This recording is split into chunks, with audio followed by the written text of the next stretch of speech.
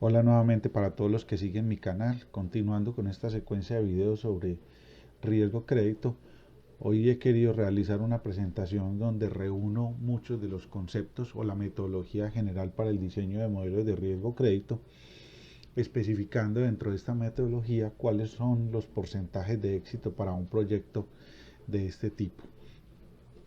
Es importante mencionar, para este caso voy a tomar como caso de estudio: un experto en el área del riesgo le propone a una entidad financiera implementar un modelo neuronal para la evaluación del riesgo crédito. En videos anteriores pues habíamos desarrollado todo el tema del modelo neuronal, la estructura, cómo programarla en la plataforma R y demás. La entidad financiera, sin embargo, tiene las siguientes consideraciones a pesar del experto. Lo primero es que las variables de entrada, según la entidad financiera, están definidas por las variables socioeconómicas que definen a un solicitante de crédito. Eso no lo mencionó el experto por ningún lado, pero la entidad financiera piensa que esa es la mejor forma de montar el modelo. Lo segundo es que no se sabe claramente qué tipo de modelo de riesgo crédito sugiere el experto en términos de la función de activación que define el modelo neuronal. El experto sugiere esa que se ve ahí. Según la estructura de la función de activación, el desarrollador del software, porque aquí vamos a estar ayudados, nosotros vamos si nosotros queremos desarrollar el modelo o si lo quiere desarrollar una persona de forma independiente, entonces le tenemos que entregar las reglas para la configuración y aprendizaje del modelo según la estructura de modelos neuronales, y el desarrollador requiere igualmente la base de datos normalizada. Recordemos que nosotros siempre, independiente al área del conocimiento en el que estemos, uno siempre tiene que normalizar los datos con el fin de colocar las variables en el mismo orden de magnitud. El desarrollador requiere igualmente la base de datos escalada en donde se explique claramente las políticas de otorgamiento. Entonces vamos a ir desarrollando todo este tema. Yo voy a entrar, eh, una de las primeras cosas en las que voy a hacer énfasis es en la función de activación y el modelo neuronal. En lo que hemos visto anteriormente, un modelo neuronal tiene la siguiente estructura. Tiene unas variables socioeconómicas de entrada, tiene una batería de regresiones lineales aquí en el centro que los vamos a llamar H sub J. Mire que H sub J es la relación entre las variables de entrada y la batería de regresiones lineales, y vamos a tener una salida que va a ser el producto entre la salida de cada una de estas regresiones lineales por un vector C sub J. Esto me va a entregar un valor o una sensación frente al crédito. Está la función de activación que no sabemos de qué tipo es, y aquí vamos a entregar la respuesta del modelo que estamos implementando.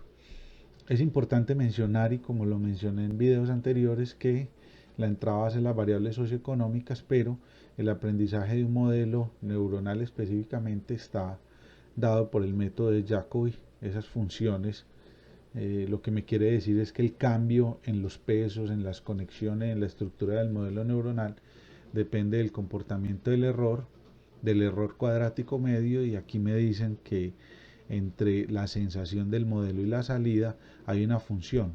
No puedo asegurar que sea logit, pero voy a analizar esta función inicialmente y voy a implementar todo el modelo neuronal que me sugiere el experto para ir mirando si la sugerencia del experto es buena o es mala.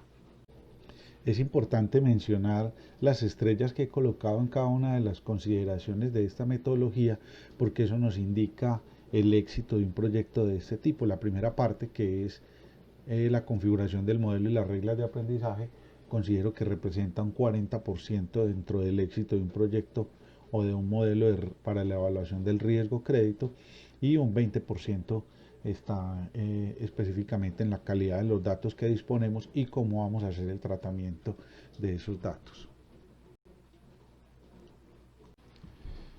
Teniendo en cuenta mi pizarra digital y teniendo en cuenta la estructura del modelo neuronal, pues voy a pintar nuevamente mi modelo neuronal. Aquí voy a desarrollar todas las reglas de aprendizaje para el modelo propuesto. Me sugieren que aquí van a entrar las variables socioeconómicas de un solicitante de crédito. Aquí vamos a tener una batería de regresiones lineales, como lo mencionamos anteriormente o en anteriores videos. Aquí van a estar las variables socioeconómicas. Vamos a mirar cuál es la estructura de la base de datos que tenemos disponible para el desarrollo de este proyecto. Entonces, según la base de datos que tenemos disponible para la entidad financiera que va a iniciar a otorgar créditos, puede ser una fintech en este caso, tenemos, digamos que tenemos dos hojas o dos bases de datos, una de créditos negados y una de créditos aprobados.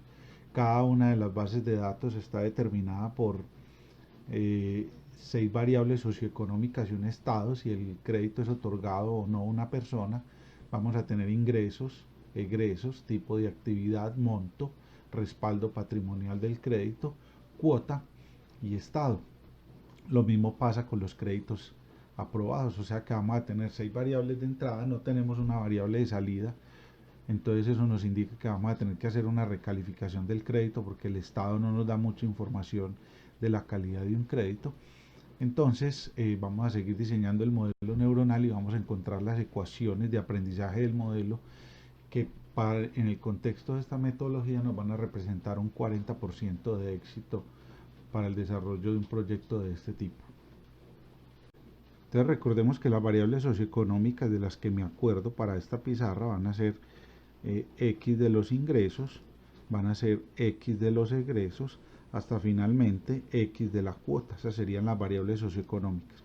Recordemos que hay una relación entre las variables de entrada y la batería de líneas rectas o de regresiones lineales que hemos considerado para este modelo. Estas conexiones se van a llamar los WJI, como lo mencioné en videos pasados.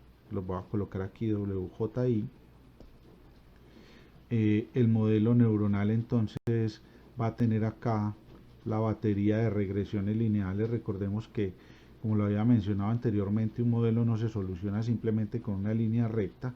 Aquí voy a llamar esto NO. Esto también se llama la capa de neuronas ocultas. Vamos a tener una capa de salida para el modelo. Vamos a tener unas conexiones nerviosas que se van a llamar las conexiones C o conexiones de salida. Las vamos a llamar C sub J. Vamos a tener entonces un valor Y sub S. Vamos a tener la función de activación que nos sugiere el experto. Y en este punto entonces vamos a caracterizar esta función de activación. Vamos a mirar de qué tipo es esta función de activación. Recordemos que los modelos que nosotros de crédito que podemos disponer pueden ser los modelos de preaprobación. Si yo hiciera preaprobación, si yo utilizara la variable estado que me sugiere el archivo de Excel, pues esto sería un modelo de preaprobación. Pero no sabemos entonces si es un modelo de scoring o de calificación de créditos o es un modelo de otorgamiento. Entonces vamos a caracterizar la función de activación que nos sugiere el experto en la hoja de Excel para poder saber cómo continuamos con este modelo neuronal. Recordemos que este es uno de los mayores porcentajes de éxito en el diseño de un modelo de este tipo.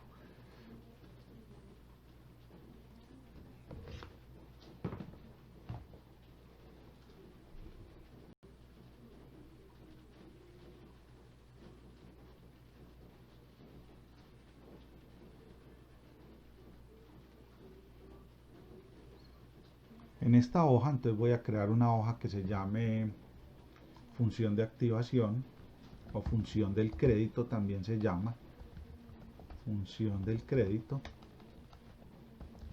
La función del crédito, entonces generalmente si yo quiero testear un tipo de función de estas, pues recordemos que la sensación de un modelo neuronal puede ser positiva o negativa.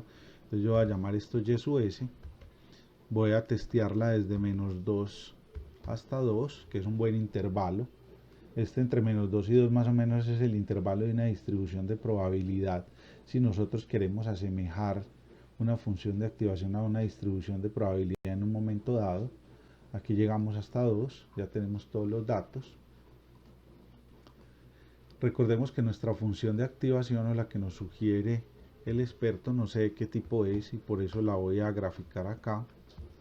Entonces lo primero es que esa función de activación es igual a un medio, le voy a dar 0.5 por, abro y cierro, porque es una función que tengo Eh, Voy a empezar a colocar la función ahí internamente. Me dicen que aquí la función es 1 más, abro y cierro, porque eso es un denominador. Entonces le voy a decir que arriba está este valor de acá, dividido, abro y cierro. Abajo hay un radical, hay como una raíz. Entonces abro y cierro. Me dicen que es 1 más eh, este valor al cuadrado. Entonces le doy enter. Ya coloqué mi función de activación como me sugiere el experto en la presentación, o lo que yo he retomado de las consideraciones que tiene la entidad financiera. Selecciono estas dos variables y las voy a graficar. Entonces simplemente le digo insertar y coloco un gráfico. Miremos esta función de activación. Tiene mucha pinta de ser una función logística. Recordemos que las funciones logísticas generalmente oscilan entre 0 y 1 y lo que quieren representar es una probabilidad. Cuando hablamos de probabilidad o una distribución acumulada, estamos hablando de modelos de otorgamiento.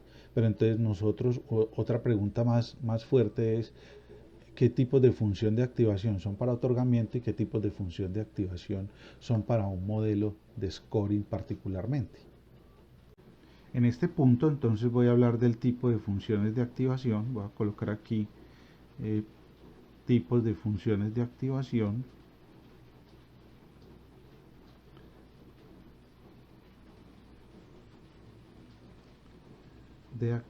Recordemos entonces que cuando la función de activación, voy a pintar un plano cartesiano, voy a pintar aquí Y sub S y aquí arriba va a ser Y sub R. Recordemos que Y sub S es la sensación que tiene el modelo neuronal sobre las variables socioeconómicas de un solicitante de crédito. ¿Le genera buena confianza o no le genera confianza? Esa confianza puede ser positiva o negativa según los ejes que tenemos acá. Si una función de activación está ubicada o se mueve en el cuadrante 1 y 2 y está acotada por un límite superior que va entre 0 y 1, cualquier función que está acá, funciones de este tipo se van a conocer como funciones logísticas, y lo que me van a tratar de explicar es cuál es la probabilidad de recuperación o incumplimiento de un crédito. Esto se conoce como funciones logísticas.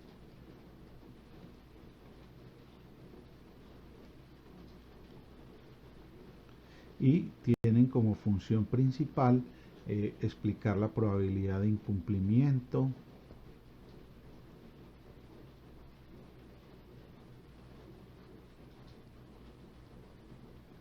o también me indican la probabilidad de recuperación de un crédito, como lo queramos ver, probabilidad de recuperación. Generalmente todos estos modelos que poseen la función de activación logística se van a conocer como modelos Lockit. Al estar acotados entre 0 y 1, eso siempre va a representar una probabilidad.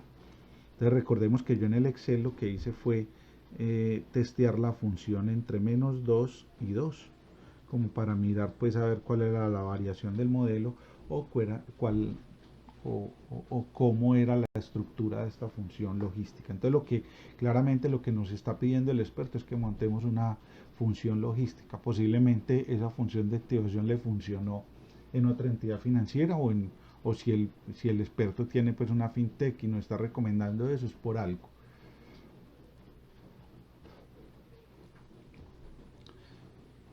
Hay otro tipo de funciones de activación que pueden oscilar eh, libremente en el eje coordenado. Entonces voy a pintar el eje coordenado nuevamente como lo pinté para la función de activación anterior. Aquí voy a tener Y sub S, la sensación del crédito, la sensación del modelo neuronal, y voy a tener Y sub R, la respuesta del modelo.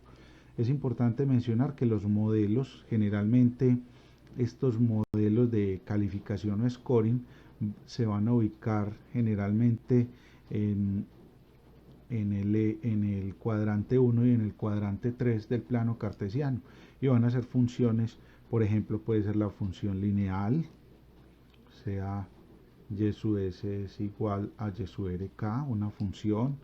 Puede ser también, esta no es una función logística, esta función es tangente hiperbólica, por ejemplo, de y sub s. Entonces cualquier función, por ejemplo x3, también es otra función que oscila ahí. Entonces todas estas funciones que estamos mencionando acá, esta la vamos a llamar y sub s3.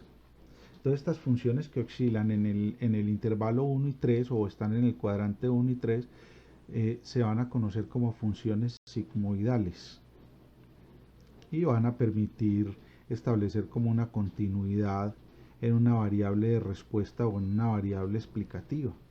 Entonces estas funciones se conocen como funciones sigmoidales. Estas funciones sigmoidales son bastante importantes, sobre todo para calificación de crédito. Son fundamentales para modelos de scoring. Modelos de score. Mire que puede tener valores positivos y negativos igualmente. O también se conocen como modelos de calificación. Una de las cosas importantes que tienen estas funciones es que establecen una continuidad para la variable de salida y por eso son tan importantes para este tipo de modelos. Colocar aquí continuidad para una variable explicativa, que en este caso sería una calificación del crédito. Es importante mencionar que en los sistemas financieros a nivel mundial, los modelos de score, generalmente los modelos de scoring,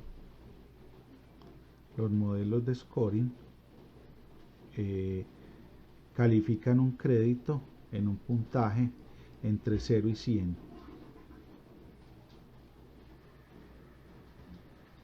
O también pueden calificar un crédito entre 0 y 1000. Como nosotros estamos interesados en que nuestro modelo funcione, estas variables generalmente se reescalan para que queden en un intervalo entre 0 y 1. Esto de normalizar los modelos es para ayudarle a los modelos a que aprendan. No es lo mismo trabajar en un intervalo entre 0 y 100, donde hay infinitos números reales, que trabajar en un intervalo entre 0 y 1. En un intervalo entre 0 y 1 hay infinitos números reales, pero yo de alguna manera le estoy acotando el intervalo al modelo para que no busque en zonas del espacio de solución del problema que no son promisorias para un tipo de modelo de estos. Ya teniendo claro que el modelo de crédito que nos sugiere el experto es un modelo logístico, entonces vamos a proceder a encontrar las reglas de aprendizaje que permitan la configuración del modelo neuronal en contexto con esa función de activación logística.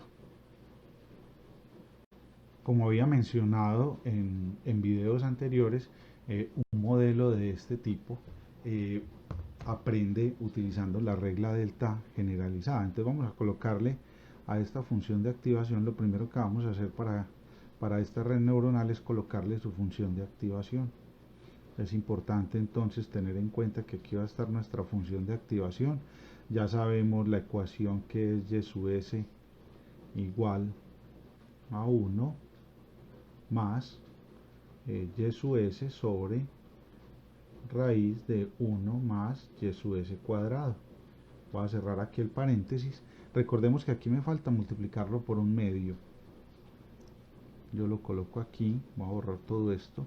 Recordemos que aquí viene un medio y este sería y sub s, y sub r, perdón. Entonces ya tenemos todo nuestro modelito neuronal completo con su función de activación que nos sugiere el experto. Ya me quedo más tranquilo porque ya sé que el modelo que está sugiriendo el experto es un modelo neuronal logístico.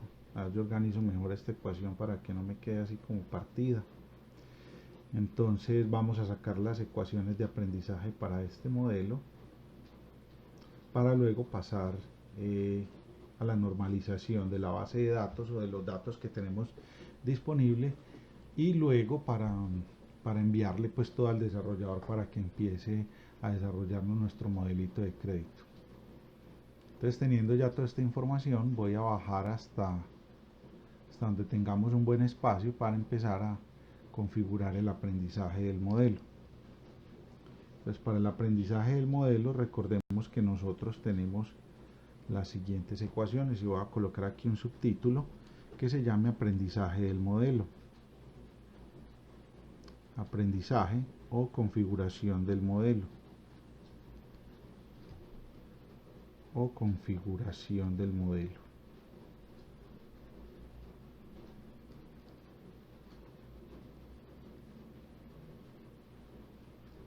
Entonces recordemos que un modelo neuronal tiene las siguientes ecuaciones. Tenemos h sub j igual a wji por x sub i, que son las variables de entrada con las neuronas ocultas. Esto lo vamos a llamar la ecuación 1. La segunda ecuación entonces va a ser c sub j por h sub j, que nos va a arrojar como resultado la sensación del modelo neuronal frente al crédito. Ya tenemos la función de activación.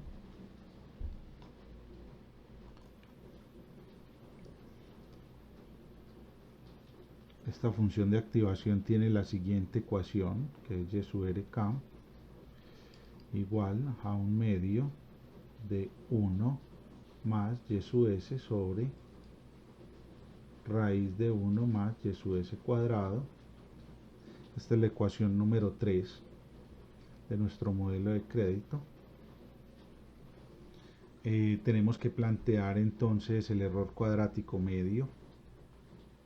El error cuadrático medio entonces sería, que es el error con el que aprende el modelo, que sería un medio de y sub dk menos y sub rk al cuadrado. Vamos a llamar esto la ecuación 4.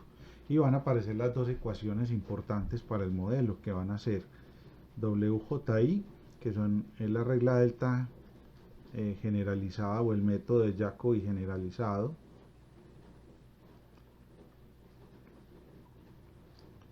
ya tenemos las dos funciones de las dos reglas de la regla delta generalizada para W, y vamos a proponer la regla delta generalizada para C sub J. Entonces esto sería así y esto sería de C sub J. Esto lo vamos a llamar estrella 2.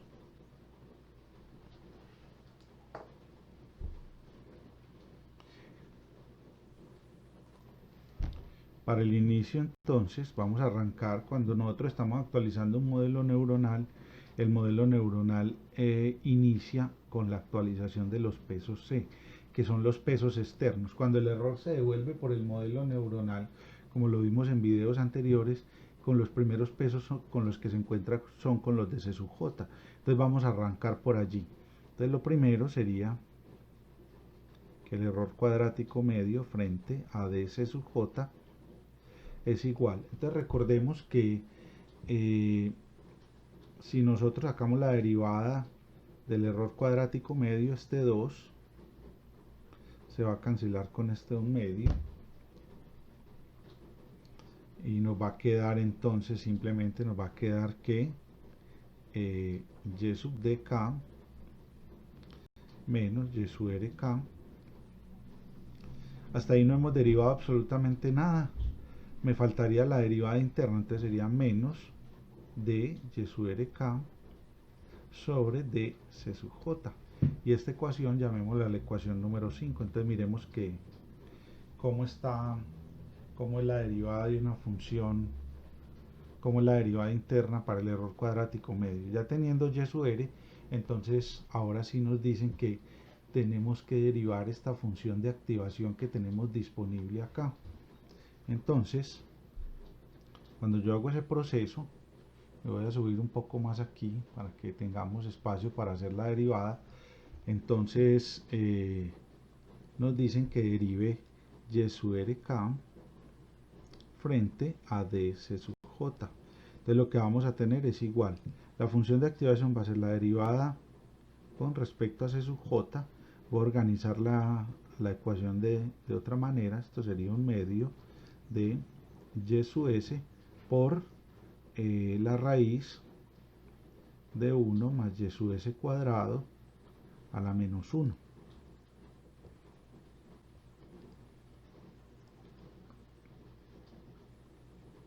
A la menos 1. Esta llamémosla la ecuación 6. Como no hemos logrado pues como un resultado final, todavía no lo voy a llamar que sea como una ecuación de importancia. Entonces, continuando la derivada, entonces de y sub rk sobre ds sub j es igual, la derivada del primero es un medio, o sea que no vamos a tener ningún problema. Pero la derivada del segundo término, recordemos entonces que sería, la primera derivada sería un medio de la derivada del primero por el segundo, entonces quedaría dy sub s sobre ds sub j por el segundo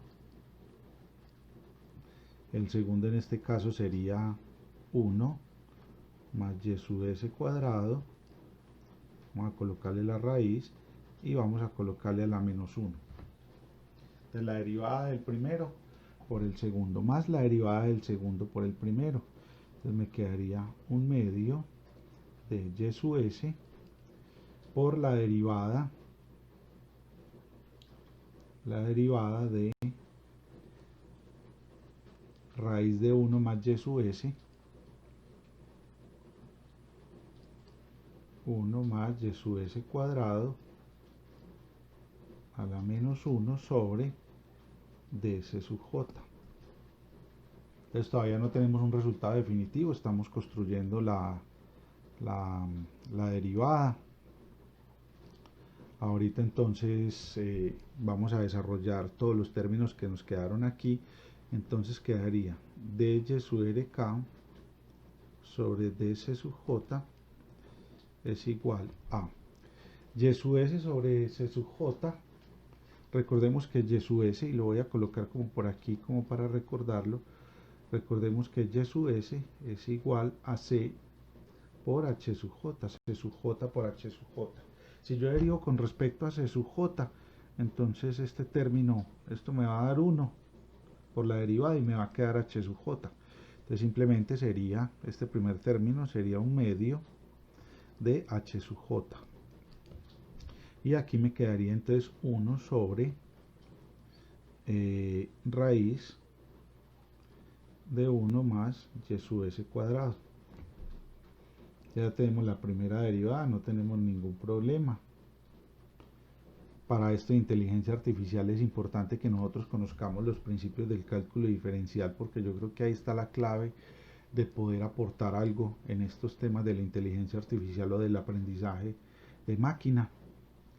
Luego entonces cuando vamos a derivar este término, entonces nos va a quedar aquí más un medio de y sub s. Ahora tenemos que derivar esto, entonces recordemos que cuando hago la derivada, este menos 1 va a caer acá, va a caer menos 1 aquí en este punto,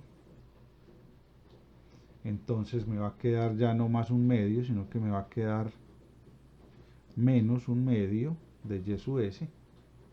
Ya este término entonces me va a quedar a la menos 2, entonces raíz de 1 más y sub s cuadrado a la menos 2. Muy bien el término. Ahora tenemos que derivar internamente. Tenemos que derivar ese radical o esa raíz que tenemos adentro. Entonces esto nos va a quedar por, recordemos que un radical tiene una potencia que es a la 1 medio, y como le tengo que restar 1 por la derivada, entonces realmente esto me va a quedar 1 más y sub s cuadrado a la menos 1 medio. Es para que lo tengamos en cuenta. Luego todavía me falta derivar algo más. Me falta todavía derivar algo más en esta función, que sería la derivada interna de y sub s. Entonces me quedaría, si yo quiero derivar y sub s, entonces esto me quedaría por 2 por y sub s por la derivada de y sub s sobre dc sub j. Recordemos que esto ya lo habíamos hecho, este término simplemente me va a dar h sub j. Entonces miremos cómo nos quedó nuestra derivada. Ya a esta derivada sí le podemos decir que es un resultado definitivo, entonces coloquémosle el numeral 6. Muy bien. Entonces vamos bien con nuestra derivada. Ahora vamos a consolidar resultados. Vamos a mirar a ver cómo nos queda entonces al final la derivada. Quedaría de la siguiente manera. Lo que hay que consolidar es esta segunda parte de acá. Miremos toda esta parte de acá. Vamos a mirar al final cómo queda organizado todo. Entonces, la derivada sería de y sub rk sobre d c sub j es igual a 1/2 de h sub j. Lo puedo sacar como factor común de una vez, 1/2. Entonces, ¿qué nos va a quedar? Nos va a quedar 1 sobre raíz de 1 más y sub s cuadrado. Nos queda. Recordemos que acá, cuando hicimos la derivada y que no me quiso borrar el sistema, y que es una cosa que voy a corregir acá en este punto, es que este término aquí me lo muestra como más, pero este término realmente habíamos dicho que era un menos, porque este menos caía acá. Eso fue un error que en la tableta no me aparece, pero como estoy comunicando inalámbricamente una pizarra con el computador, entonces posiblemente no corrigió ese menos. Entonces me quedaría menos. El 1/2 ya salió también como factor común, ya salió también el h sub j. Entonces aquí simplemente nos va a quedar y sub s dividido. Si yo bajo ese radical acá, entonces me va a quedar raíz de 1 más y sub s cuadrado al cuadrado. También se baja este otro término de acá, entonces ese término va a bajar como si fuera un radical normal. Entonces quedaría 1 más y sub s cuadrado. Coloco aquí la raíz. Muy bien. Miremos entonces que también aparece un y sub s, le voy a dar un cuadrado.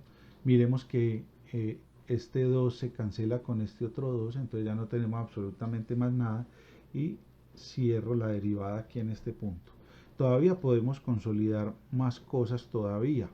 Podemos consolidar algo más el tema de la derivada para que ya nos quede completo y desarrollado las reglas de aprendizaje del modelo neuronal, que eso es lo más importante en aprendizaje de máquina.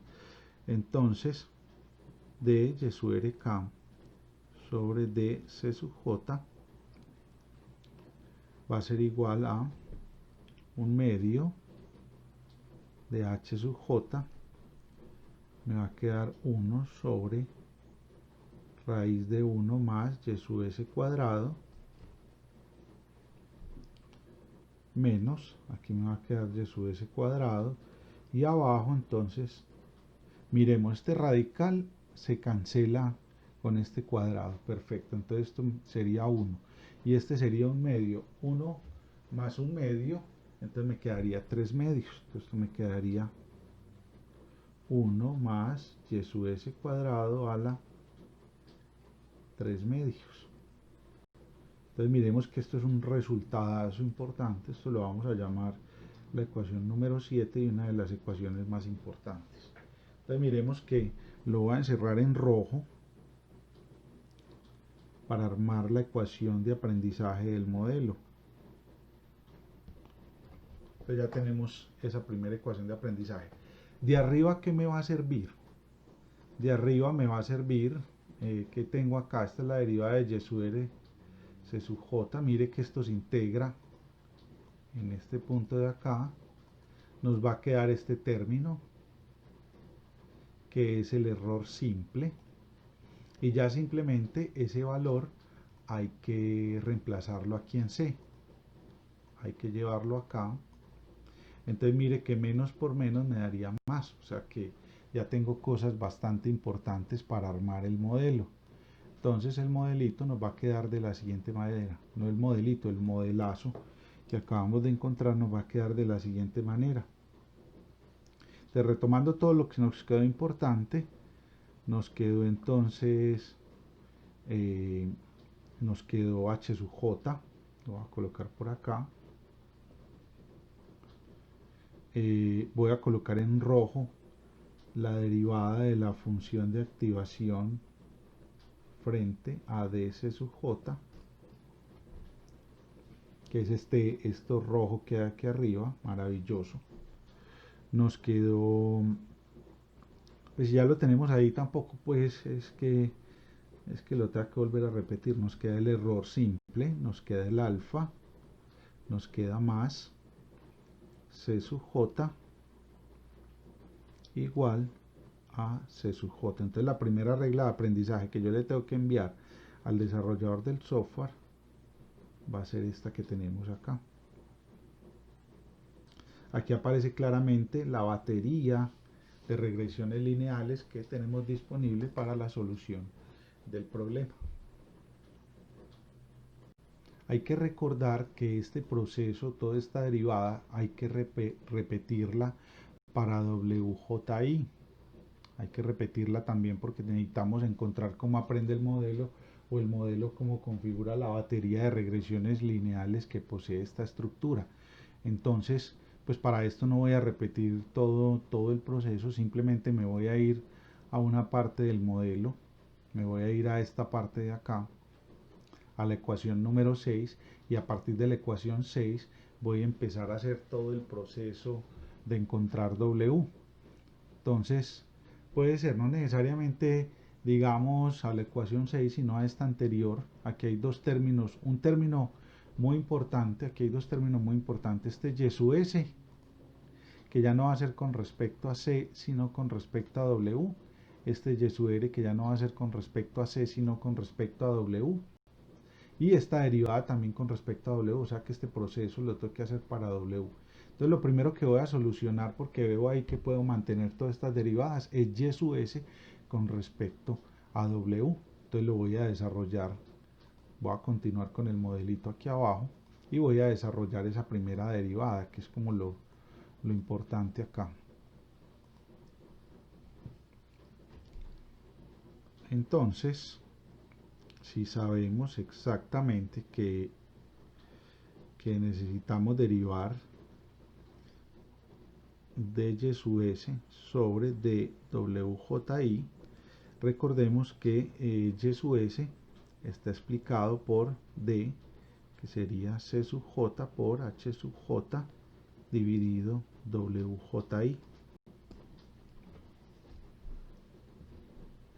Recordemos que aquí tenemos que hacer entonces dy sub s sobre dwji es igual a la derivada del primero, que es dc sub j sobre dwji, por el segundo, que sería h sub j. Luego me dicen que la derivada del segundo por el primero, la derivada del segundo por el primero,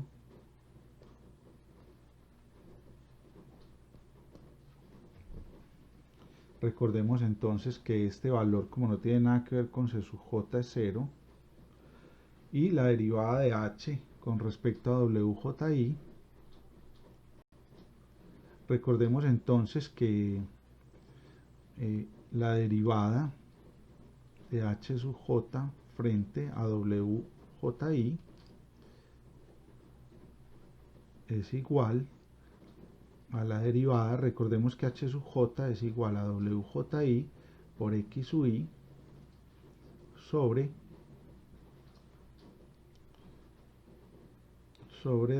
dwji. Entonces todo este proceso completo Miren que esto va a ser 1, cuando yo derivo con este término va a ser 1, y lo que me va a quedar al final va a ser x sub 1. O sea que es una cosa importante. Me queda este término importante para esta derivada y me queda este término c sub j. Entonces, ¿cómo armo la segunda ecuación? La segunda ecuación me queda muy bien armada de la siguiente manera. Entonces, primero tengo x sub i por un lado,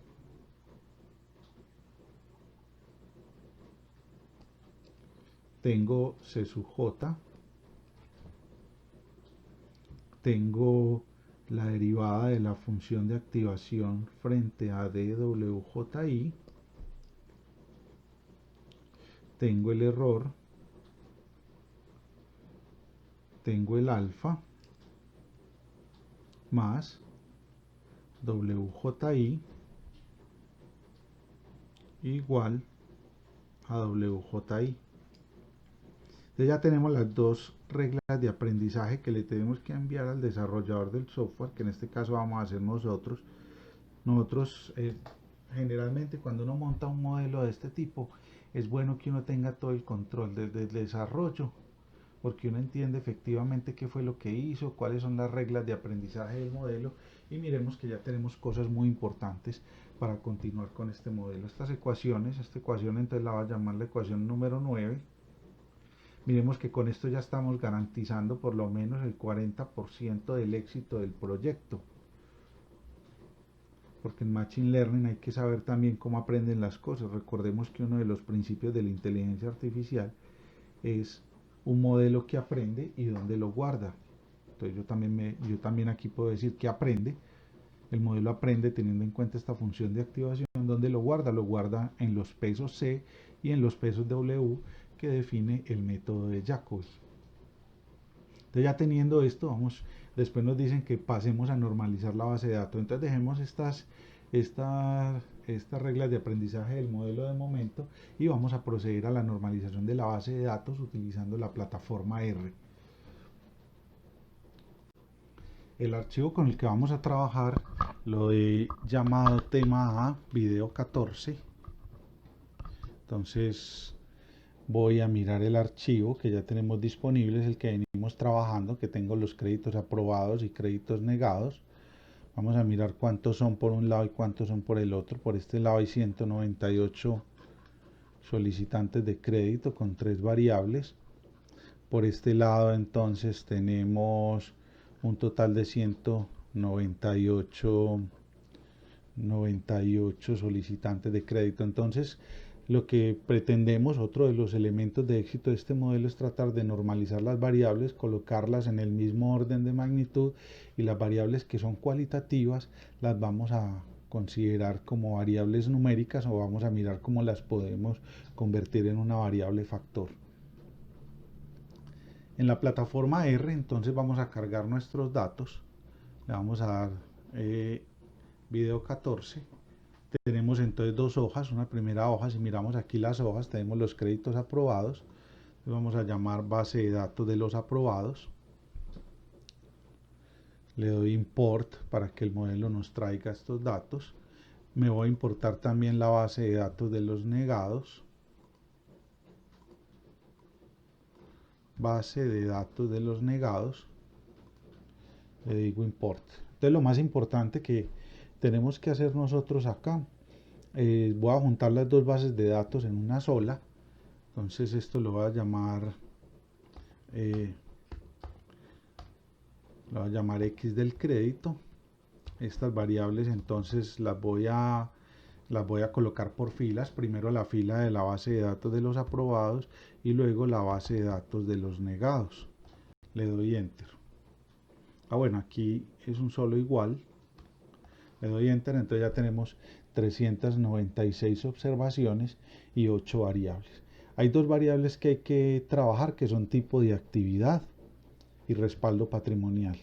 Entonces, antes de escalar las variables, yo tengo que convertir esas variables cualitativas en variables numéricas dependiendo de lo que yo quiera con mi entidad financiera. Yo le puedo decir aquí levels.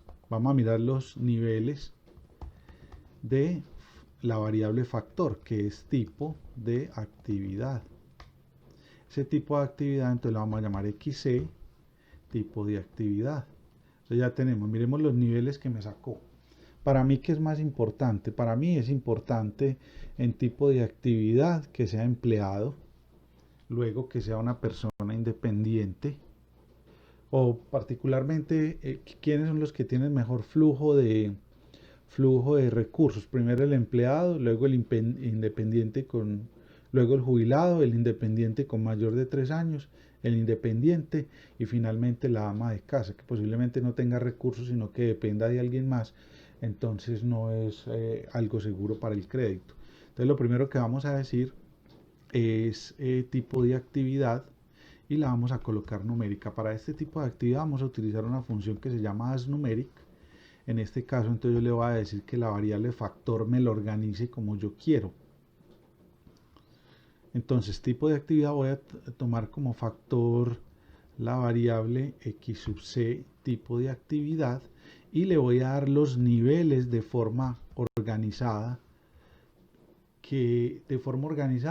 en el sentido de qué es lo que quiero yo para el crédito. Entonces esta variable yo la quiero ver como si fuera una variable donde hay un flujo de recursos constante. Entonces primero está el empleado, luego está el jubilado que recibe su mesada juiciosamente mensualmente. Luego entonces estaría una persona independiente que tiene mucha experiencia, pero a veces los independientes por su actividad no tienen un flujo de recursos garantizado mes a mes. Está el independiente normal que no tiene tanta experiencia como el independiente de más de 3 años. Y finalmente está la ama de casa que recibe recursos posiblemente del esposo o de otra persona o de los hijos. Entonces si yo le doy enter acá, entonces miremos que vamos a tener ya nuestra variable tipo de actividad numérica ya convertida en números y cada variable, por ejemplo la primera que es jubilado, voy a mirar aquí, miremos que aquí le doy cuántos niveles teníamos, 1, 2, 3, 4 y 5 niveles. A ver, yo miro si son 5, 1, 2, 3, 4 y 5 niveles. Entonces miremos que el modelo tomó, vamos a mirar aquí que son 5 niveles. El primero sería, vamos a mirar aquí en la base de datos que nosotros tenemos disponible en X sub C, miremos que el primero era empleado, o sea que lo calificó con un 5, el segundo era jubilado, lo calificó con un 4 y así sucesivamente. Entonces mire que ya convertí mi variable a numérica. Esto también lo tengo que hacer para el respaldo patrimonial. Vamos a mirar entonces primero los niveles que tiene esa variable, los niveles de la variable factor. En este caso nosotros le vamos a decir que X sub C es respaldo patrimonial. Vamos a mirar, miren los niveles que tengo acá. Ahora voy a reconfigurar la variable en términos de lo que me importa a mí como frente a un respaldo, frente a un crédito, frente a un monto expuesto que yo voy a colocar en manos de una persona. Entonces vamos a llamarlo respaldo patrimonial numérico, es igual a as.numeric. En as.numeric voy a buscar la palabra factor. La variable que quiero factorizar es respaldo patrimonial, que está aquí abajo. Luego de respaldo patrimonial, entonces voy a colocar los niveles de forma organizada. Entonces los niveles, ¿qué me interesa a mí primero? Que una persona posea una propiedad sin hipoteca, porque ya está segura y eso puede ser una garantía muy buena para el crédito, primera cosa. Segunda menos importante, es propiedad con hipoteca. Es propiedad con hipoteca. Luego de la propiedad con hipoteca, entonces está la propiedad y vehículo. Yo pienso que propiedad y vehículo es más importante que propiedad con hipoteca. Creo que es una persona que tiene propiedad y tiene vehículo y tiene una propiedad sin hipoteca. Listo, entonces ya tenemos propiedad y vehículo. Sin patrimonio. Inversiones también es otra variable muy importante. Esta la colocaría aquí, propiedad sin hipoteca. Aquí en inversiones la colocaría aquí en este punto. Propiedad con hipoteca, ya la tengo. Propiedad sin hipoteca, propiedad de vehículos. Sin patrimonio es la última variable de todas, o la variable con el puntaje más bajito. Lo voy a colocar aquí de primera. Vehículo con prenda. Este vehículo con prenda va a ser el siguiente sin patrimonio. Y luego vehículo sin prenda. Entonces este vehículo sin prenda lo voy a colocar después del vehículo sin prenda, lo voy a colocar después de vehículo con prenda. Entonces yo pienso que así van a quedar mis variables. Primero una persona sin patrimonio, una persona de vehículo con prenda, que tampoco puedo puesto utilizarlo como una garantía real. Vehículo sin prenda, este sí puede ser una garantía. Propiedad con hipoteca. Aquí ya hay algo de respaldo de un banco, qué parte he pagado y qué parte es del banco. Propiedad y vehículo, o sea que tiene una casa y un vehículo. Las inversiones y propiedades sin hipoteca. Yo pensaría aquí que las propiedades de vehículo sería más importante que las otras variables. Entonces me la voy a llevar como más importante de todas, que tenga las dos cosas. Entonces control X y la coloco aquí al final. Entonces, sin patrimonio, vehículo con prenda, vehículo sin prenda, propiedad con hipoteca, inversiones, propiedad sin hipoteca y propiedad y vehículo. Le doy Enter y mire que ya me quedó la variable respaldo patrimonial también numérica. Entonces, ahora lo que voy a organizar es la base de datos. Voy a organizar la base de datos y luego la voy a normalizar. Entonces, la nueva base de datos, la voy a llamar la base de datos OX del crédito 2, la voy a organizar nuevamente, la voy a organizar por columnas. Entonces de la primera base de datos, entonces voy a llamar ingresos, la segunda sería egresos, la tercera, recordemos entonces que vamos a llamar tipo de actividad, entonces tipo de actividad numérica, luego entonces XC seguiría monto, luego seguiría respaldo patrimonial numérico, luego sería X sub C, luego sería cuota y finalmente estado, pero estado no la vamos a utilizar acá. Entonces mire que ya me quedó mi base de datos completamente normalizada, perdón, no normalizada sino numérica. Ahora ya lo que me faltaría sería hacer el escalamiento de estas variables o la normalización. Es muy usual que mucha gente utilice la normalización máxima. Para eso voy a utilizar los conceptos de la página de RPAP para saber qué es normalización, escalamiento o reescalamiento. Aquí tengo una página muy buena que nos habla de reescalar, normalizar y variables indicadoras. Entonces, miren, por ejemplo, estas variables que solamente tienen dos estados que se llaman variables dummies, o sea que las colocan unos y ceros, pero hay unas variables que son numéricas, que son gain e income. Aquí podemos mirar entonces que cuando se reescalan las variables, miremos que las variables numéricas, cuando se escalan, se colocan entre 0 y 1. Y la función para la escalada es la función lineal, entonces sería x menos el mínimo sobre el máximo menos el mínimo. Entonces es importante. También podemos aquí utilizar otra reescala. Mire que aquí la escalan entre 1 y 10. También se puede hacer así de esa manera. Y miremos que hay otra que se llama rescale. Cuando hablamos de rescale es dividir la variable por el máximo. Y ya esta de normalización requiere otro tratamiento independiente porque tengo que buscar la media y la varianza. Ya voy a colocar esto de normalización. Entonces, esta parte de rescale es tomando el máximo valor, que esta es la más adecuada para nosotros, y voy a explicar muy brevemente la normalización. Cuando hablamos de normalización de una variable, estamos hablando de que generalmente el R toma algo que se conoce como un escalamiento centrado.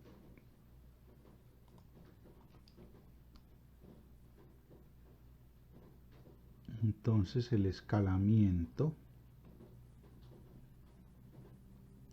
normalizado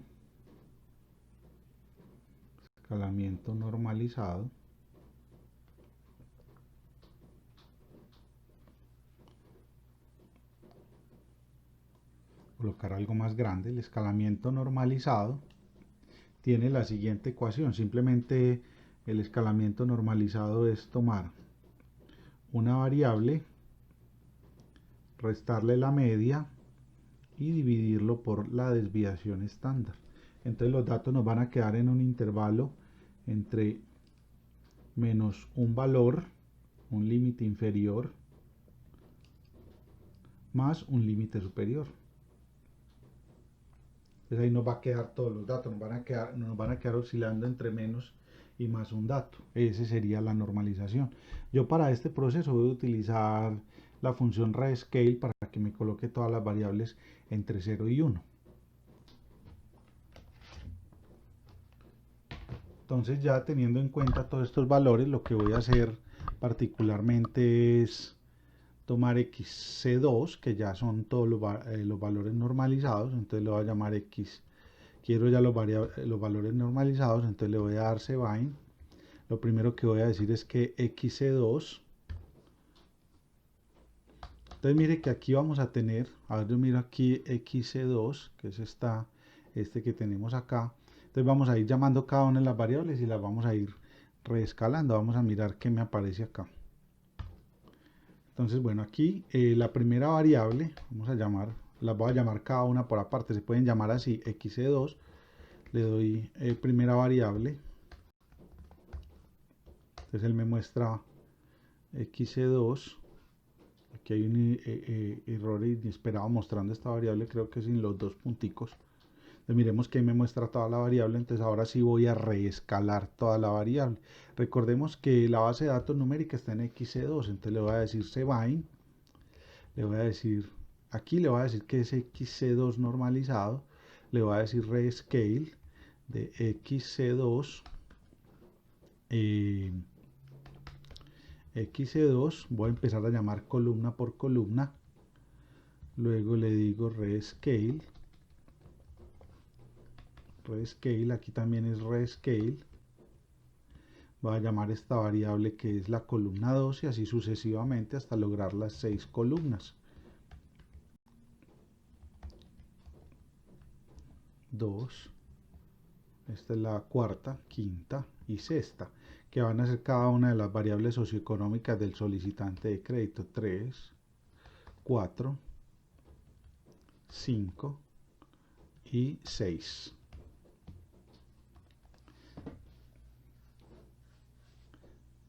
Rescale.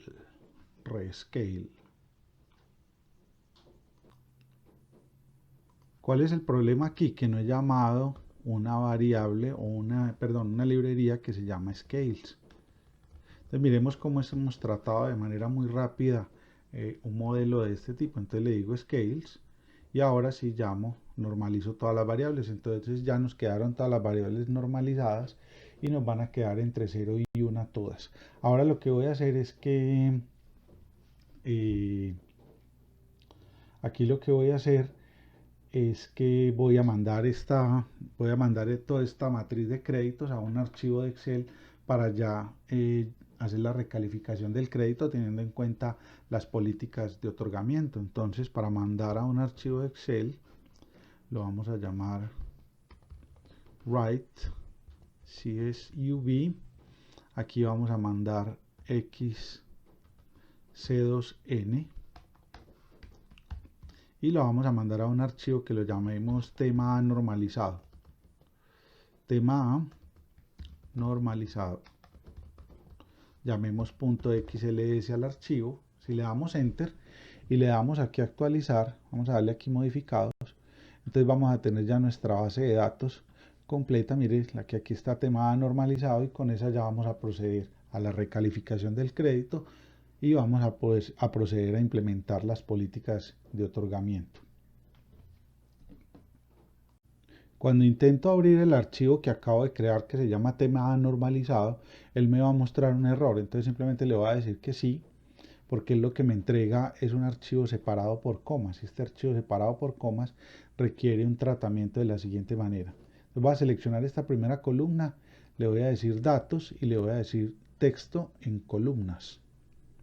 Entonces le voy a decir que le voy a dar siguiente, le voy a decir que está separado por comas.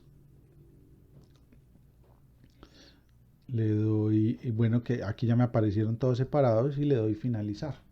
Entonces recordemos que estos son ingresos, estos son egresos, estos son tipo de actividad,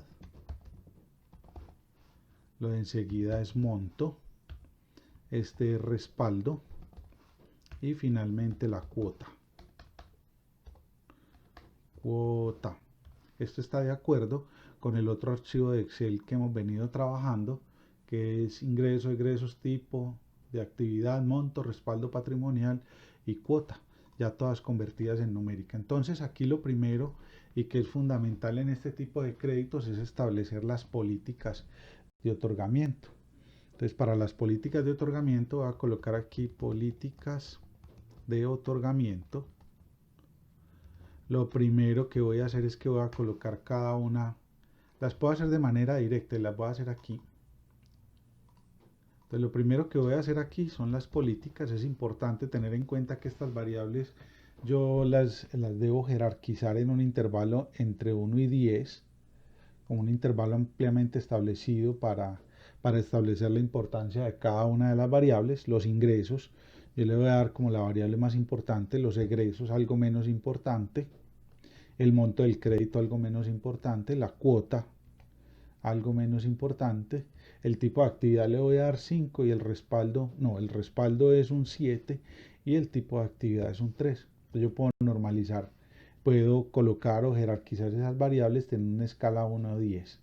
Ahora, es importante también en cuenta que voy a insertar acá, voy a insertar también el efecto que quiero que tenga esa variable sobre el crédito. Entonces yo digo, los ingresos va a tener un efecto positivo, los egresos un efecto negativo, el tipo de actividad positiva.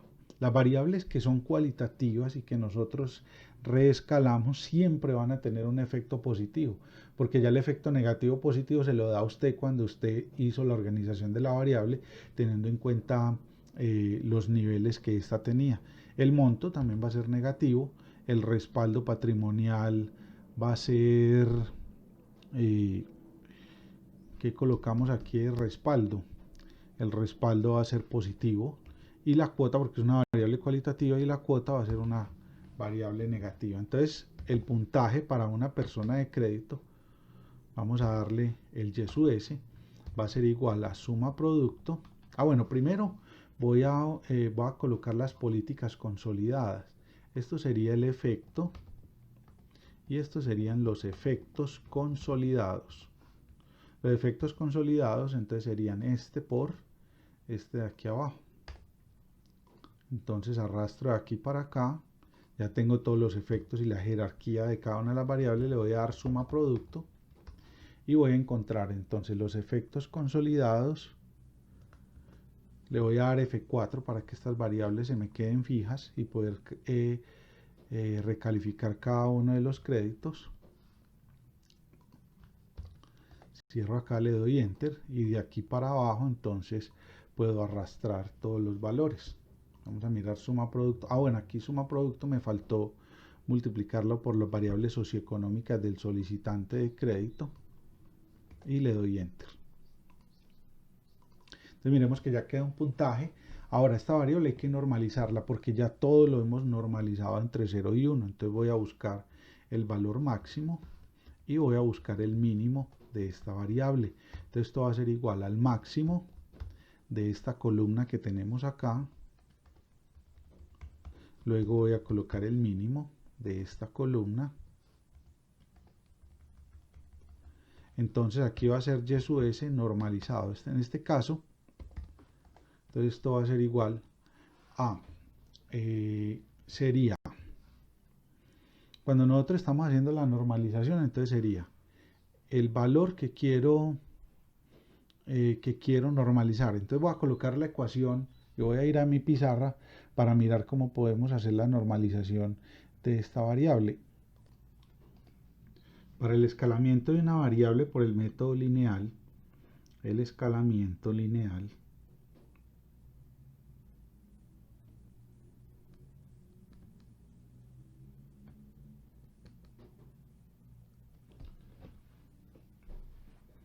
Entonces, para el escalamiento lineal, nosotros vamos a tener un máximo que quiero que se convierta en un 1 y un mínimo que quiero que se convierta en un 0.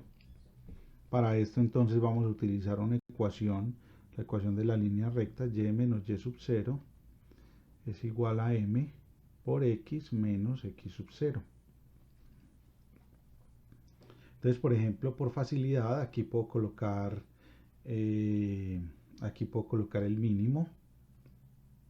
Aquí puedo colocar el mínimo. Y aquí puedo colocar el 0.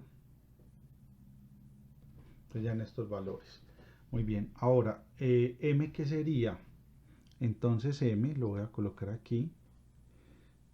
M sería igual a 1 menos 0 sobre el máximo menos el mínimo. Entonces miremos que ya tengo organizado todo mi modelo para el escalamiento de la variable.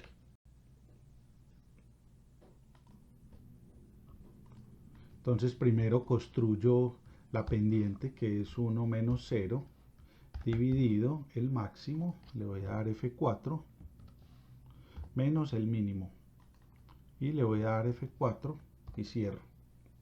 Voy a cerrar estas dos cosas, cierro aquí, cierro acá, le doy por, entonces ahora multiplico el valor que quiero normalizar menos el mínimo, que es x sub 0, que sería este valor de acá,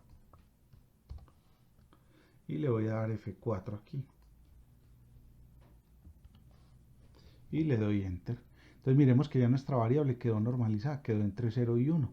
Podemos hacer cualquier prueba aquí con respecto a este tema. Podemos hacer una prueba de buscar el máximo, a ver si nos queda entre 0 y 1.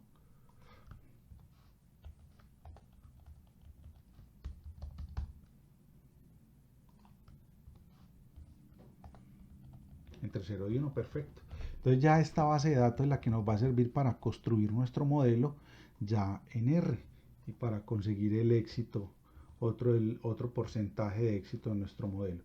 Para el aprendizaje de nuestro modelo y la configuración en R, voy a crear una nueva hoja donde los datos no tengan fórmulas, no tengan absolutamente ningún carácter especial, para que no tengamos ningún problema a la hora de ejecutar nuestro modelo allí.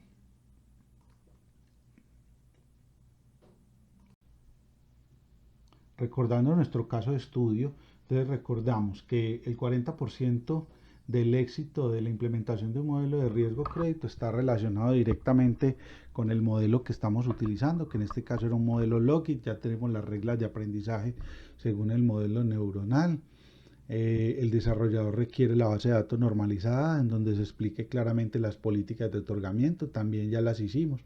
Hasta ahí tenemos un 60% de éxito de nuestro modelo. Tenemos el modelo neuronal ya configurado, sabemos que es un modelo Lockheed porque utiliza una función logística, ya utilizamos las reglas de aprendizaje, ya las encontramos también, o sea que vamos en un 60%. Entonces ahora me dicen, tenemos que pasar al análisis del ente del regulador. Pero antes de hacer todo este proceso, el desarrollador requiere igualmente la base de datos normalizada en donde se explique claramente las políticas de otorgamiento. En este punto tenemos que implementar el modelo propuesto. Este modelito lo vamos a implementar en la plataforma R, como lo hemos venido haciendo a lo largo de todos estos videos. Esto ya no es de desconocimiento. Si miramos los videos anteriores podemos encontrar el código ya disponible para la implementación de un modelo de este tipo. Recordemos en este punto entonces que nosotros, cuando hicimos el escalamiento de la base de datos, nosotros primero colocamos los aprobados arriba y luego los negados abajo. Eran 198 y 198. Entonces lo primero que voy a hacer acá en este modelo es decir que hasta el 198 van a estar todos los aprobados, hasta aquí, hasta el 198, ya lo sabemos, y de ahí para abajo son todos los negados. Pero un modelo neuronal no aprende con los datos organizados, primero los aprobados y luego los negados, sino que tiene que aprender de un Todos estos datos los voy a colocar aquí que eran aprobados, todos estos créditos eran aprobados. Yo puedo arrastrar hasta el 198, vamos a mirar aquí 198, 198 datos y todos estos son créditos negados. Él no aprende así, entonces lo que vamos a hacer en esta base de datos es desordenar los datos para el aprendizaje y la configuración del modelo. Entonces le vamos a dar aleatorio, le doy enter, le doy doble clic y selecciono de derecha a izquierda. Y aquí le digo que ordenar de menor a mayor, entonces desordeno los datos y miren que primero me quedaron unos aprobados, luego unos negados, en fin. Entonces la base de datos ya me quedó organizada. Esto se conoce el estado y era lo que originalmente tenía la base de datos. Entonces ahora ya teniendo esta base de datos la vamos a llamar en la plataforma R y vamos a montar el modelo neuronal que nos sugieren. Entonces para este tema vamos a llamar nuestros datos normalizados, vamos a llamar ya nuestra base de datos. Bueno, aquí hay una cosa importante que me mostró un error, es porque los archivos de R no deben de tener ningún... Bueno, me dice que primero tiene un problema pues con el tipo de Excel y lo otro es el nombre, entonces vamos a corregir eso, que eso es una cosa importante cuando estamos trabajando en R. Entonces este que ya está normalizado lo voy a guardar como un archivo de Excel XLSX. Le voy a quitar estos subíndices, perdón, esta extensión, le doy guardar. Vamos a mirar si ya ahora sí me lo llama nuevamente. Me voy a la plataforma R y en la plataforma R, si le doy aquí modificado dos veces, en la parte de arriba me va a aparecer el último archivo actualizado, que es este que acá, veanlo. Entonces yo le doy import, ya no voy a tener ningún problema con los datos y aquí hay uno que dice tema normalizado. Aquí entonces vamos a llamar X normalizado o matriz de créditos normalizado. Coloquémosle un nombre que esté en contexto. Entonces le damos a importar. Miremos que tenemos 399 observaciones. Bueno, aquí me traje la primera hoja. Lo voy a volver a hacer nuevamente porque la que me interesa es la que tiene los datos normalizados. Entonces le voy a decir aquí hoja 1 que tiene los datos normalizados. Lastimosamente no la llamé con el nombre que era. Matriz de crédito normalizado, le digo importar y ya me aparecen todos los datos normalizados. Entonces voy a diferenciar claramente entre los datos de entrada, las variables socioeconómicas, lo voy a llamar CBAIN. Entonces voy a llamar aquí matriz de crédito normalizado, voy a llamar entonces los ingresos normalizado, voy a llamar los egresos, voy a llamar el tipo de actividad, voy a llamar el monto, voy a llamar el respaldo, voy a llamar la cuota, tipo de actividad, aquí por el teclado me equivoqué, entonces simplemente aquí coloco, ya ahora sí, y le digo y sub d como el valor normalizado, entonces le digo cbain y le digo mcn y le digo aquí y sub s normalizado. Entonces ya tengo los datos de entrada del modelo, las 6 variables socioeconómicas disponibles y tengo una de salida. Entonces en este punto entonces le voy a decir al modelo tengo 399 datos disponibles. El número de entradas son 6. El número de iteraciones solamente le voy a colocar 1000 para que no se demore. Voy a dejar simplemente 10 neuronas ocultas. Recordemos que esto lo podemos calcular muy fácil con la fórmula que tiene este programa. Recordemos que este programa está disponible en videos anteriores. Si han seguido la secuencia de videos, esto está en un video anterior. Aquí tenemos 6 datos y tenemos 399 ecuaciones o datos disponibles. Aquí voy a dividir estos valores por 10. Recordemos que los W son valores que están entre menos 1 y 1. Pero si usted lo divide por 10, le está acotando el aprendizaje al modelo. Ya no va a estar hablando entre menos 1 y 1, sino entre menos 0.1 y 0.1. O sea que la estabilidad del modelo. Aquí tenemos que establecer claramente las políticas que queremos con nuestro modelo de crédito. Inicialmente pues no le voy a colocar políticas, lo voy a dejar así como está. Inicialmente voy a comprobar que este modelo funcione correctamente para los datos que tengo disponibles. Voy a utilizar una función logística normal que teníamos anteriormente. voy a utilizar aquí abajo, voy a dejar estas funciones lineales por ahora y le voy a adicionar entonces la derivada de esa función exponencial. Vamos a mirar cómo funciona nuestro modelo. Cuando ya estemos seguros, entonces incorporamos la ecuación de aprendizaje del modelo que que nos ha sugerido el experto, que puede funcionar o no funcionar. Yo por lo menos he venido trabajando con un modelo logístico tradicional y como yo estoy tratando de comprobar si lo que me dice el experto es bueno o no, de acuerdo con el modelo que yo tengo, entonces yo voy a probar ese modelito. Entonces le doy a ejecutar. Al final voy a mirar a ver qué hubo aquí de errores al final.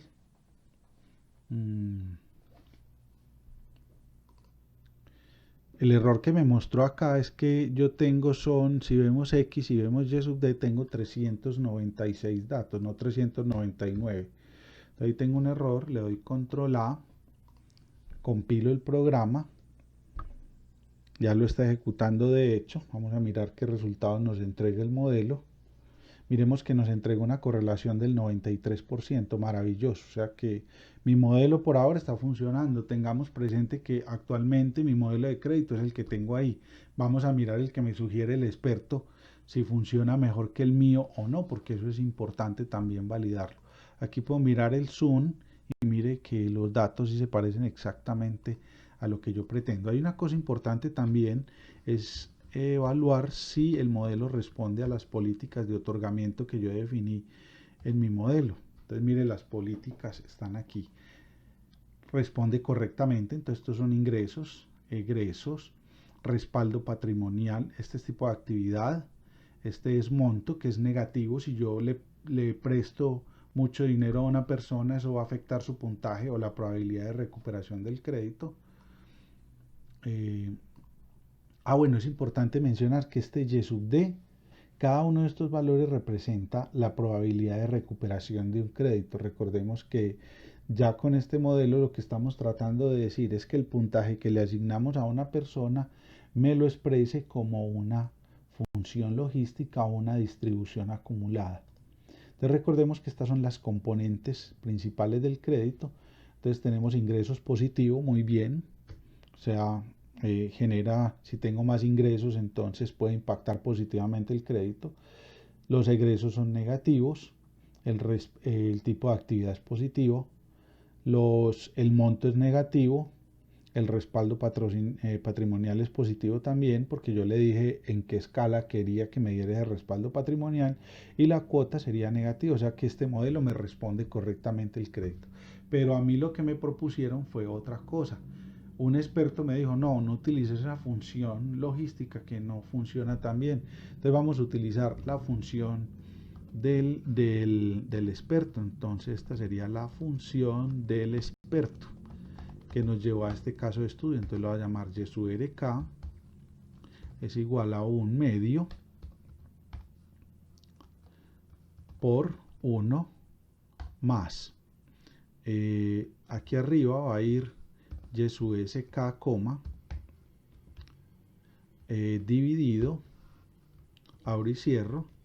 Aquí la función raíz sería SQRT, abro y cierro, 1 más Y sub SK, al cuadrado, y cierro esto en un paréntesis nuevamente como para asegurar pues que esa ecuación tenga independencia. Inicialmente voy a probar ese modelo teniendo en cuenta que las reglas de aprendizaje son lineales. Ya después le adiciono la derivada propia de ese modelito, pero por ahora lo voy a correr con lo lineal para mirar que efectivamente la función si esté correcta, el modelo si me esté funcionando correctamente. Aquí le voy a colocar el símbolo símbolo almohadilla para que colocar esa función anterior o esa función logística como si fuera un comentario. Le doy control A y le doy ejecutar. Vamos a mirar qué resultados me arroja este modelo.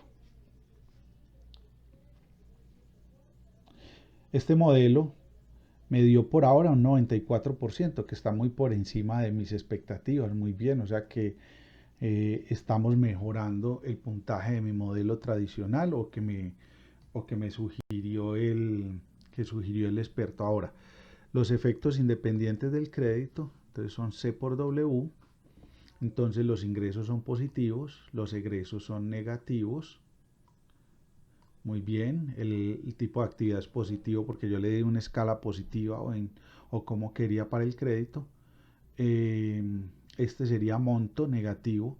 Si yo pido mucho monto va a afectar mi capacidad de pago, mi probabilidad de incumplimiento.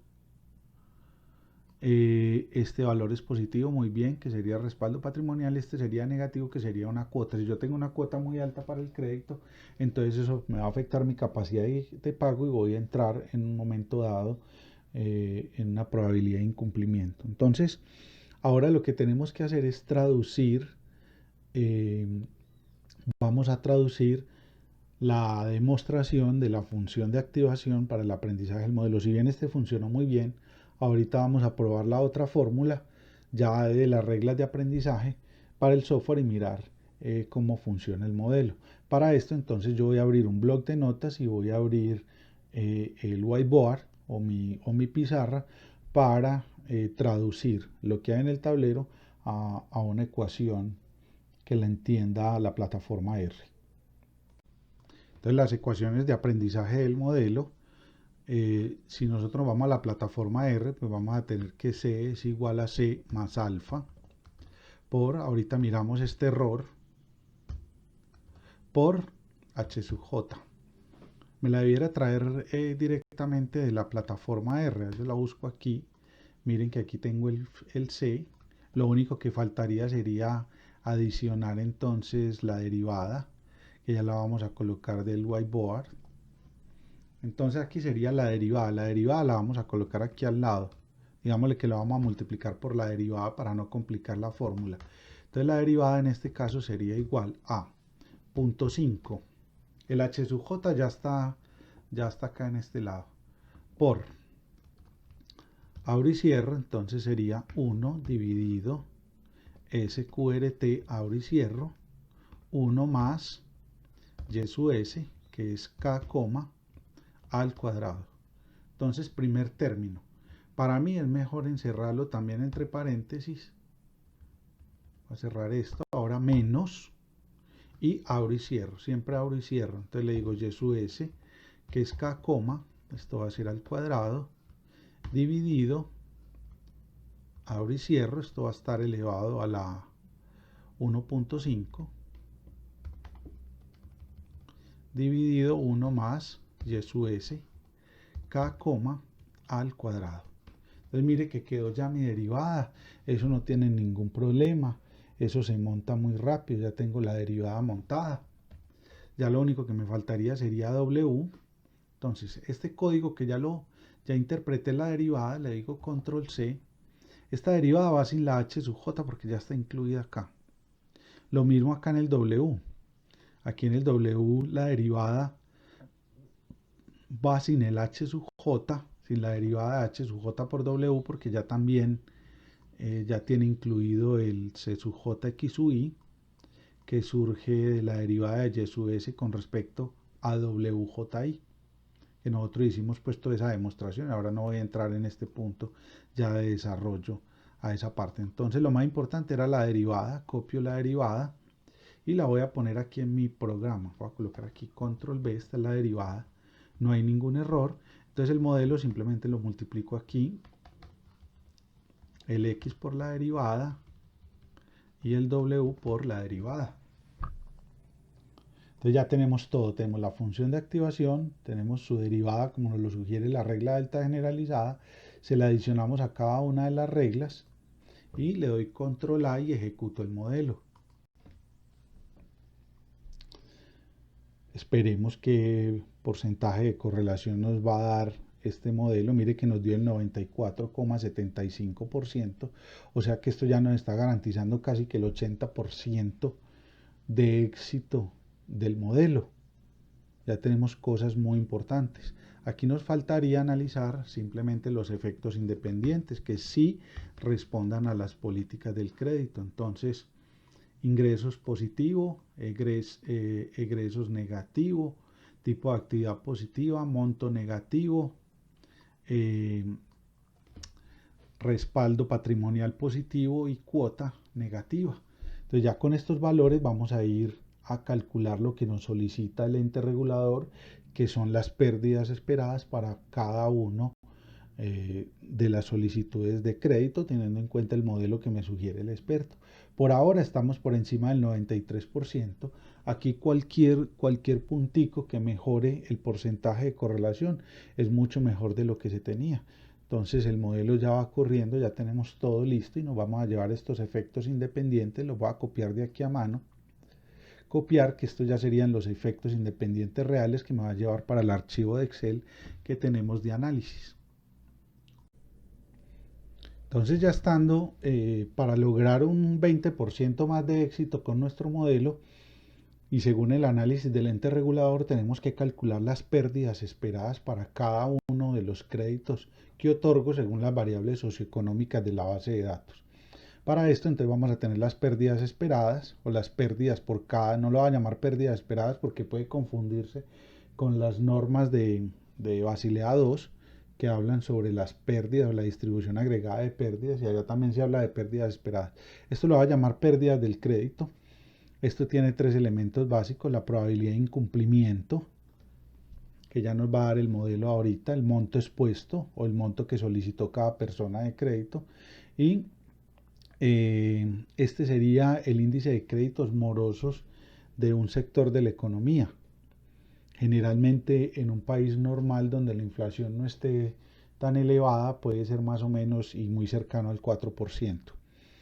Aquí es importante que otro 10% que ya estamos, entonces 40, teníamos 20 con las políticas de otorgamiento, vamos en un 60% de éxito, calculando las pérdidas esperadas vamos en un 80, y calcular la distribución agregada de pérdidas vamos en un 90 de éxito en nuestro proyecto.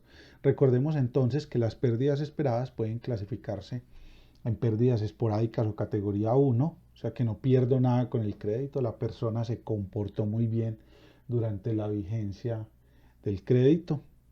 Las pérdidas no esperadas, o sea, cuando yo supongo que un crédito está muy bueno, pero una persona por algún motivo se demoró en el crédito, un crédito que yo pensaba que era bueno, entonces aquí están todos los costos de llamarlo, de la gestión, venga, pague, o llamarlo a que extienda el plazo, en fin.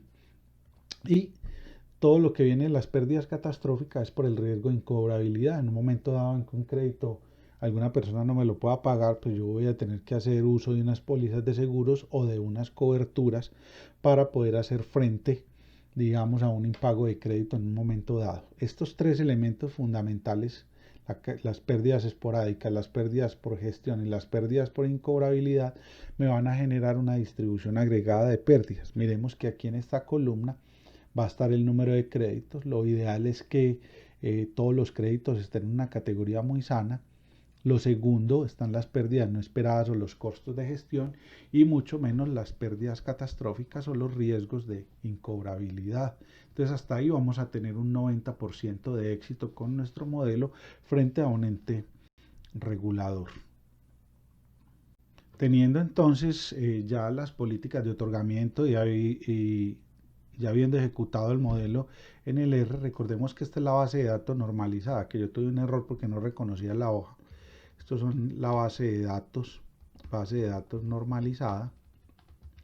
Aquí es importante entonces traernos los pesos que nos sugiere o los efectos del crédito que nos sugiere la función de activación dada por el experto. Entonces para esto me voy a la plataforma R, me traigo los efectos independientes que encontré y los pego aquí. Entonces recordemos que aquí me los pego como texto, simplemente le voy a decir aquí datos, texto en columnas, están delimitados por un espacio, por una tabulación, a ello le quito esta coma aquí, o por un espacio, le doy siguiente y le doy finalizar. Entonces ya me quedaron los efectos independientes de las variables organizados de una muy buena manera. Estas dos columnas ya no las necesito absolutamente para nada, por ahora no las necesito, le voy a dar eliminar. Entonces ahora sí, ¿cuál es la probabilidad de recuperación del crédito? Entonces primero calculamos Y sub S, luego calculamos Y sub RP, que es la probabilidad de cumplimiento, y vamos a calcular entonces 1 menos P, que es la probabilidad de incumplimiento. Aquí vamos a colocar el monto, y aquí enseguida vamos a colocar el índice de créditos morosos en un sistema financiero. Entonces aquí la primera parte vamos a seguir suma producto. ¿De quiénes? De los efectos, le voy a dar F4, por cada uno de los variables socioeconómicas de un solicitante de crédito. Recordemos que la función Y sub RP es igual a 0.5 por, abro y cierro, esa sería nuestra función de activación, 1 más, abro y cierro, el valor de Y sub S dividido, abro y cierro, voy a colocar aquí raíz, abro y cierro, ya me lo coloco ahí, 1 más este valor al cuadrado. Entonces miremos que esa es nuestra función de activación y la que nos va a permitir calcular esa probabilidad de cumplimiento del crédito. Entonces esto se llama, vamos a colocarlo aquí, probabilidad de cumplimiento del crédito. Coloco un mensaje.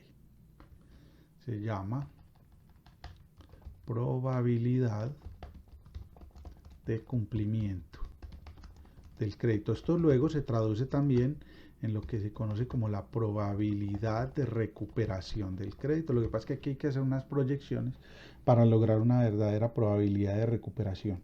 Esto se llama probabilidad de incumplimiento del crédito, probabilidad de incumplimiento del crédito. Y esto es lo que da, lleva al término de pérdidas en las categorías C1, C2 y C3, y también nos permite establecer las coberturas para un posible impago. Muy bien, entonces esto sería igual a 1 menos este valor de acá. Es importante mencionar con respecto al monto, cuál es el monto máximo que se solicitó en toda la base de datos. Entonces nos vamos a ir a la base de datos original y vamos a buscar el monto máximo en plata. Lo que pasa es que aquí el monto está normalizado y aquí necesitamos colocar el monto máximo en dinero.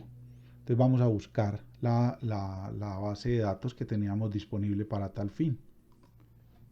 Si yo me voy a la base de datos original, el monto máximo que solicitó una persona, yo le digo max, solicito todo este monto y le doy enter. Fueron 28 millones. 28 millones de dólares en pesos, en euros, en lo que sea. Entonces esto lo llevo al modelo con el que estoy trabajando. Le voy a pegar como, lo pegué como en dinero. Entonces el monto que sería el monto por el valor normalizado del monto, y le doy F4 y le doy enter. Entonces digamos que la pérdida por gestión o lo que me va a costar gestionar ese crédito a lo largo de la vigencia del crédito son 702.508 pesos. Ese sería, bueno, ese es el monto que me está solicitando la persona, no que me va a costar el crédito, sino el monto que está solicitando la persona. La persona vino a pedir 702.508 dólares. Ahora, el índice de créditos castigados en una economía que está sana es del 4%. Vamos a colocarlo aquí, 4%. Entonces, ahora sí, la pérdida de este crédito, entonces la pérdida va a ser igual a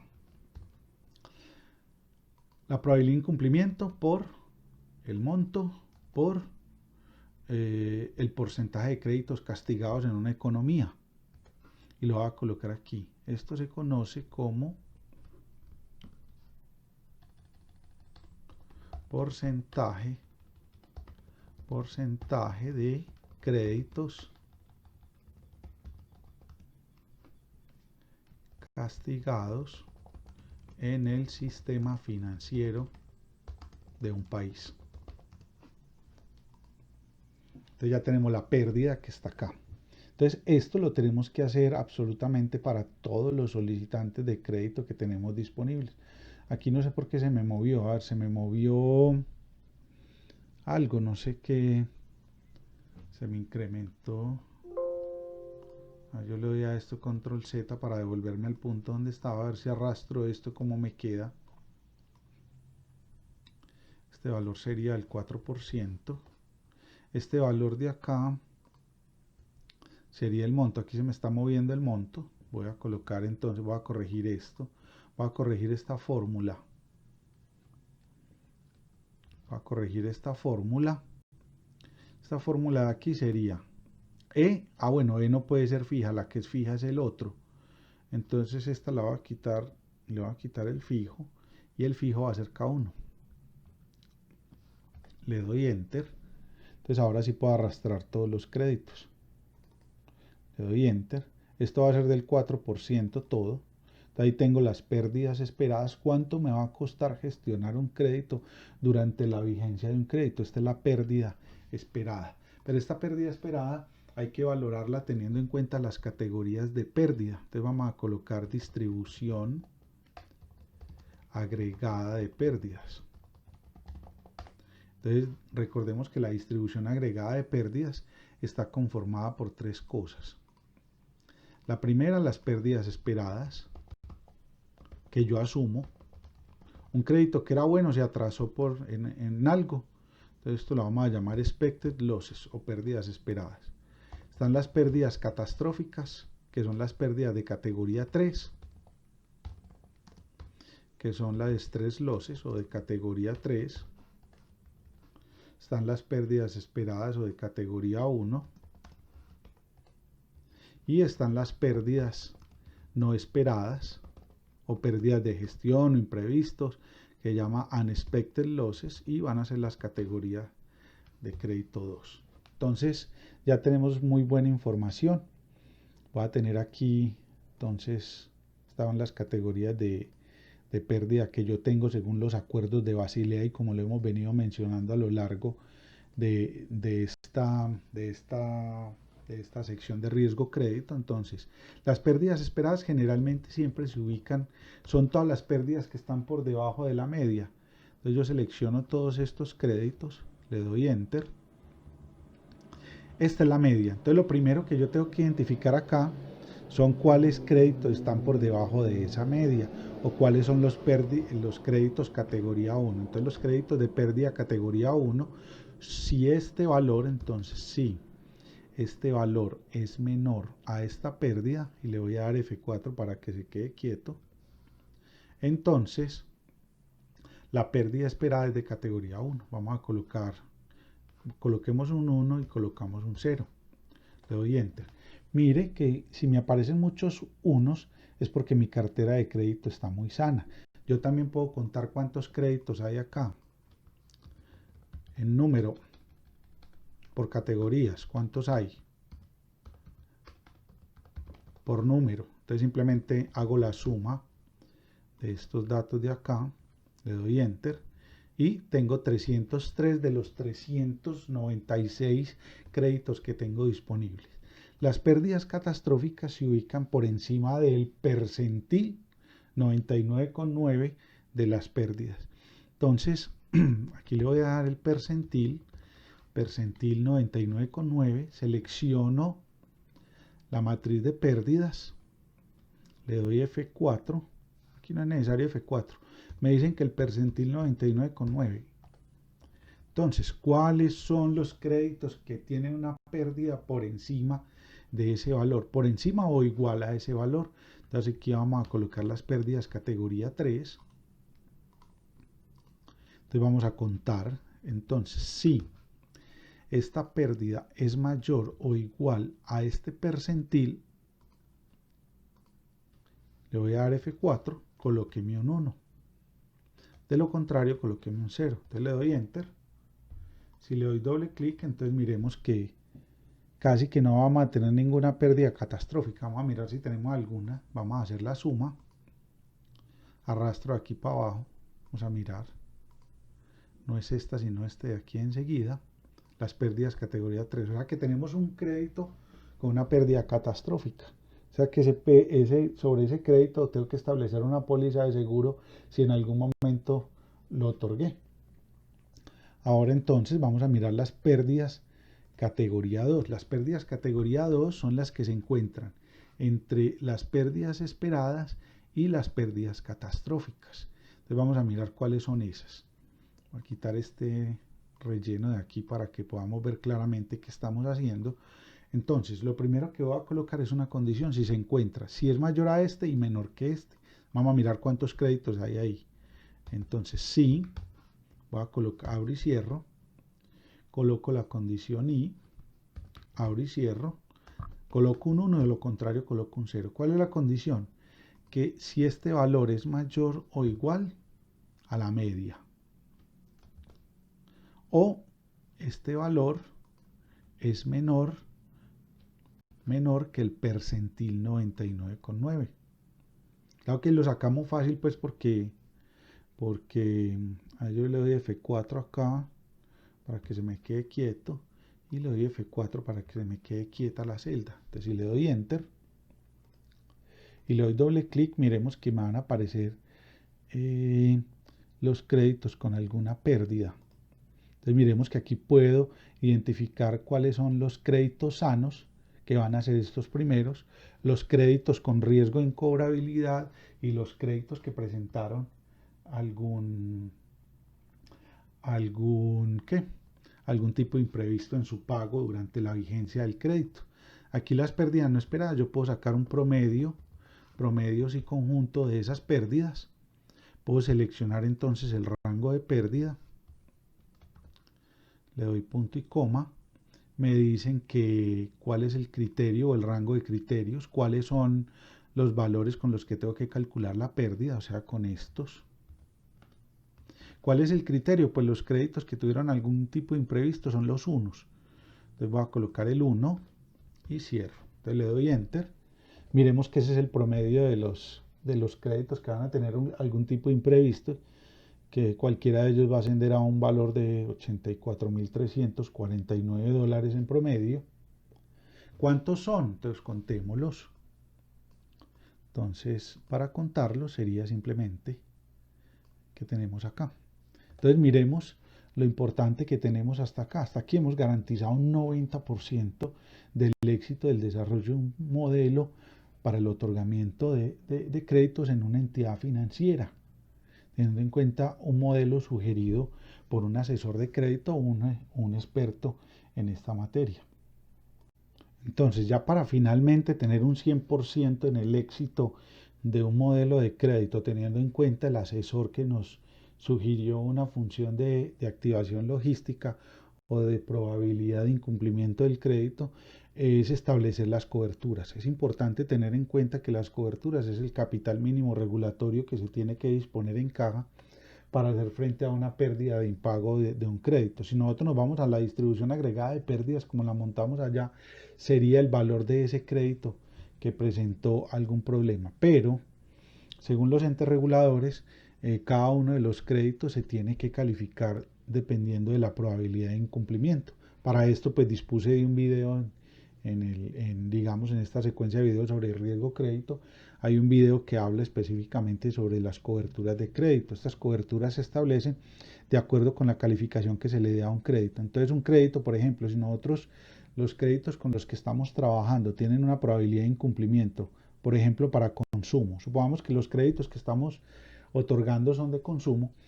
Si la probabilidad de incumplimiento está entre el 0 y el 3%, entonces ese es un crédito que es muy bueno, entonces le podemos dar la categoría AA. Si está entre el 3 y el 5A, si está entre el 5 y el 28% de incumplimiento es W, si está entre el 28 y el 40% es B, si está entre 40 y 53 está es C, y aquí aparecen ya los riesgos de incobrabilidad. Si tiene del 53% al 70%, entre el 70 y el 82%, entre el 82 y el 100%, que ya serían pérdidas catastróficas. Si nosotros vamos al archivo de Excel con el que veníamos trabajando, miremos que una pérdida catastrófica serían $831.779 dólares, que correspondería a un crédito que estaría en la categoría E o categoría de riesgo de incobrabilidad.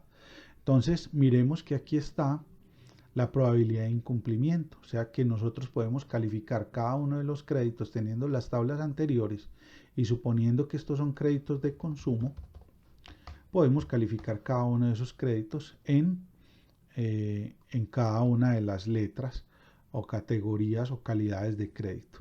Es importante mencionar que cada una de esas letras establece lo que se conoce como el capital mínimo regulatorio para hacer frente a un impago de un crédito, que generalmente está dado por un porcentaje mínimo de provisión.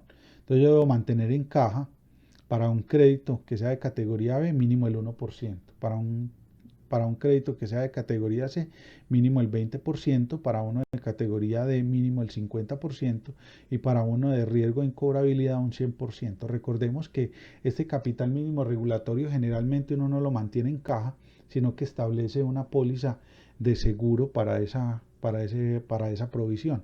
Miren que aquí no aparecen los créditos categoría A porque son tan buenos que no requieren, pues son tan sanos que no requiere pues uno tener un porcentaje mínimo de provisión de cartera. Los invito a que revisen los videos que yo desarrollé sobre todo para estas partes de categorías de riesgo por probabilidad de incumplimiento en términos porcentuales y la calificación del crédito o el porcentaje de provisión de cartera teniendo en cuenta la calidad del crédito.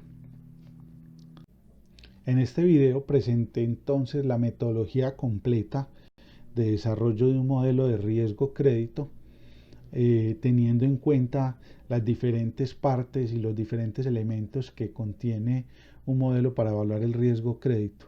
Aquí llegamos hasta un 100%, teniendo en cuenta cuáles son los criterios para lograr un 100% de éxito en este tipo de modelos. Muchas gracias por participar de mi canal y hasta un nuevo video.